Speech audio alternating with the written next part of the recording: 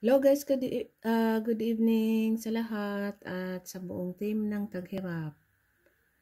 At kay Sis Aisa ng Japan, good morning sa iyo sis. At kay Sis Jennifer at sa team classmate at sa ibang friends ko pa na hindi ko nabanggit. So, alam ko na kung sino kayo. So, good morning sa inyong lahat dyan sa Pinas. So, nabidyohan ko lang kasi gabi na sa amin dito. Alas 8 na ng gabi. Tahimik sa labas. Ayun. Tahimik sa... sobrang tahimik. Sa countryside kami nakatira.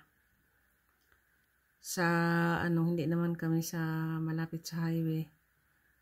Papasok pa kami ng looban. So ayan yung amin. So napakatahimik. Hindi kagaya sa Pilipinas na ibang-iba talaga dito.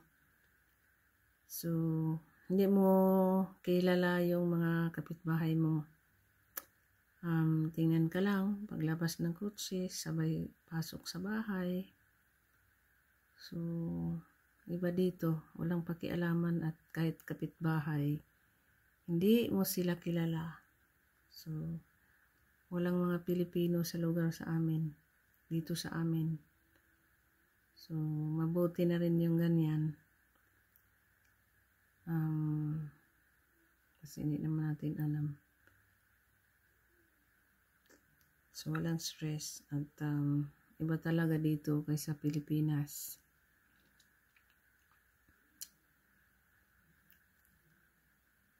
Lalabas ka lang,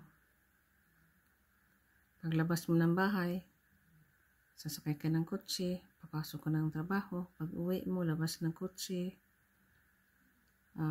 kikita mo yung kapitbahay, magtinginan na lang kayo, hindi kayo kaibigan. Kahit katabi pa man ang bahay mong tinitirahan. So, iba talaga dito. So, yun lang. Have a good evening sa amin at hello at good morning sa Pilipinas. Yun lang.